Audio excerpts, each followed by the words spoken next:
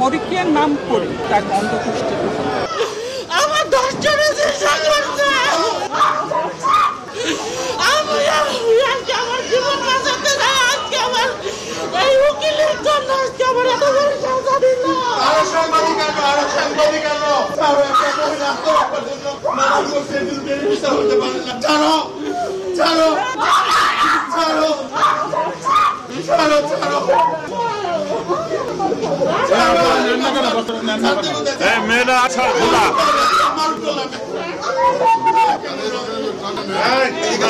বোঝার চেষ্টা করো এলমা বোঝার এলমা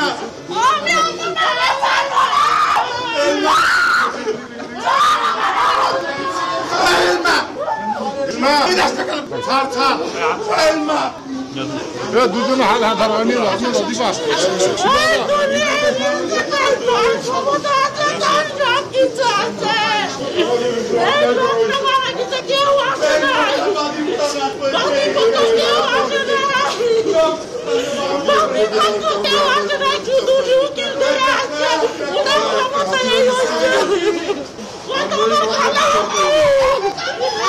আমার খালা উকিল কাজে এই কথা বলে আমার হুমকি দিত।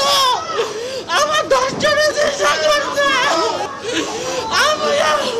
আমার জীবন বাঁচাতে যায় আজকে আমার এই উকিলের জন্য আজকে আমার এত বড় সাজা দিল। আরো সাংবাদিক আনো আমি স্ত্রী দুজনকে বিজ্ঞ আদালত কারাদণ্ড দিয়েছেন। এটা 302-এর মামলা, একটি হত্যা মামলা, খুব বিভৎস একটি হত্যা মামলা। এখানে আসামি মোসাম্মদ রুমা আক্তার ওরফে সুমানা এবং মোসাম্মদ মোহাম্মদ সোহেল রানা এই দুজনকে যাবজ্জীবন কারাদণ্ড দিয়েছে। অতিরিক্ত 10,000 টাকা জরিমানা করেছে, অনাদায়ে 3 মাস। এবং এই যে লাশ গুম করার উদ্দেশ্যে যে কার্যকলাপ করেছে সেই জন্য ওই সংশ্লিষ্ট ধারায় আরও 3 বছরের বিজ্ঞ আদালত সাজা দিয়েছেন। আজকে অতিরিক্ত মহানগর দায়রা জজ 3য় আদালতের মাননীয় বিচারক শেখ সামিদুল ইসলাম এই আদেশ দেন। এই দণ্ডিতরা কি করেছেন, তাদের পূর্ব পরিচিত হিসাবে তাদের কাছে বিভিন্ন সুযোগ সুবিধা এই ব্যবসায়ীর কাছে নিতেন, আর্থিক সুযোগ সুবিধা, এবং সেই সংক্রান্ত বিষয়ে অনেক টাকা পয়সা এই ব্যবসায়ী তাদের কাছে পাওনা হয়।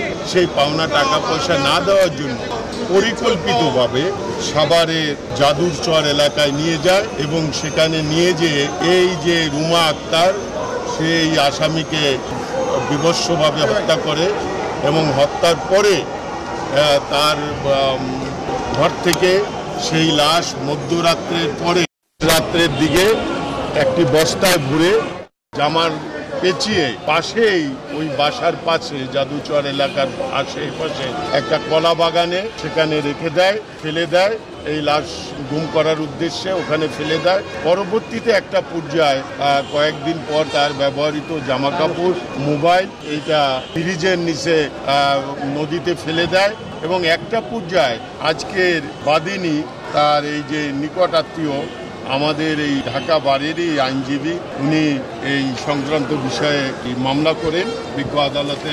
প্রথমে সে কোতোয়ালি থানায় সে জিডি করেন, পরবর্তীতে পল্টন থানায় জিডি করে। সেই জিডির ধারাবাহিকতায় একটা সময় র্যাবকে অভিহিত করেন, র্যাব 3-কে। সেই র্যাব 3 সারা বাংলাদেশে এই বিষয়টা মনিটরিং করেন এবং একটা পর্যায়ে সাভার অঞ্চলের র্যাব 4-এর সহযোগিতায় একটা পর্যায়ে আবিষ্কার হয় যে একটা অজ্ঞাতনামা লাশ কলাবাগানের এখানে পাওয়া গেছে।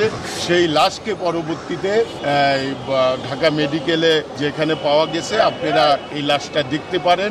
এই বাদিনীকে অ্যাডভোকেট রেহানা পারভিন, তার আত্মীয় ভাগিনা যে মারা গেছেন, সে হলো এই বাদিনীর ভাগিনা। সে তখন ওই খবর পেয়ে ঢাকা মেডিকেলে যে এই লাশকে শনাক্ত করে এবং শনাক্ত করার পরে পরবর্তীতে তদন্ত করেন। তদন্তের পরে তদন্তকারী কর্মকর্তা এই আসামিরা তারা 164 জবানবন্দি দেয়, কিভাবে হত্যা করেছেন এই মর্মে তারা জবানবন্দি দেয়। জবানবন্দির প্রেক্ষাপটে বিজ্ঞ আদালতে সাক্ষ্য প্রমাণ হয় এবং সাক্ষ্য প্রমাণে তারা দোষী সাব্যস্ত হয়। বিজ্ঞ আদালত আজকে তাদেরকে যাবজ্জীবন কারাদণ্ড প্রমাণ হয়েছে যে তাদের সাক্ষী দিয়েছিলেন 164-এ, সেখানে তাকে অন্ধকুষ্ঠিতে হত্যা করে। আদালতে কি বলা হয়েছে? আদালতে তাদেরকে মানে সব সাক্ষী বিবেচনা করে সব সাক্ষীর দেওয়ার পরিপ্রেক্ষিতে প্রমাণিত হয় যে পরিকল্পিতভাবে ভিকটিমকে হত্যা করেছে এবং লাশ গুম করেছে। হত্যার কারণটা প্রথমে আমরা যেটা জানি যে তার কাছে কিছু টাকা পয়সা, আমার বাগনি ওই মহিলার কাছে টাকা রোমানা, সেই টাকা পয়সা তাদেরকে না দেওয়ার জন্য তারা পরিকল্পিতভাবে বাসায় ডেকে নিয়ে তাকে পরকীয়ার নাম করে তাকে অন্ধকুষ্ঠিত করে।